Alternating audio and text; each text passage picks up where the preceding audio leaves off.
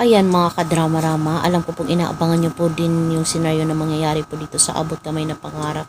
Dahil po possible talaga itong si Annalyn isinabihan na talaga ni Doc Lindon yung katotohanan about sa pagkatao po talaga ni Doc Benitez at saka ni Zoe. Dahil nga po talaga is talagang caring talaga itong si Doc Lindon, no? Dahil nasasaktan na nga po si Annalyn, kaya possible na sabihin niya na lang talaga yung katotohanan dito kay Annalyn. Kaya itong si Annalyn sasabihin niya, anong ibig sabihin nito, Doc?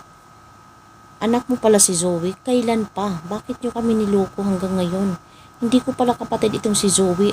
Siya pala yung totoong mong anak, ikaw pala yung totoong ama. Diba? Possible sabihin niya.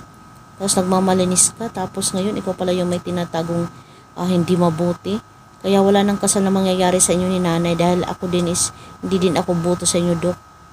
Dahil kung ano-ano yung mga sinasabi mo sa akin.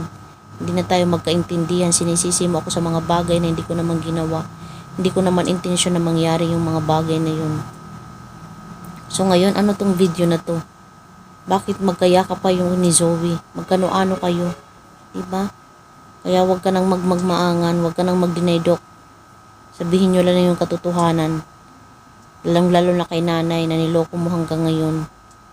Pinaasa mo. Tapos sinasabihan mo pa si nanay na siya yung may motibo para ganyanin siya ni tatay. Kasi ikaw pala itong may mga sikreto na tinatago na hindi mabuti na makakasakit kay nanay at sa aming lahat. Kaya ngayon, huwag ka nang mag-deny, Doc. Dahil alam na po namin yung katotohanan na mag-ama kayo ni Zoe. Na anak mo pala siya. Ang tagal mong tinagot nito no, sa amin, no? Harap-harapan, naging hipokrito ka po sa amin, Doc. Diba? So yun lang po mga kadrama. Possible talaga na sabihin yun talaga ni Annalyn kay Doc.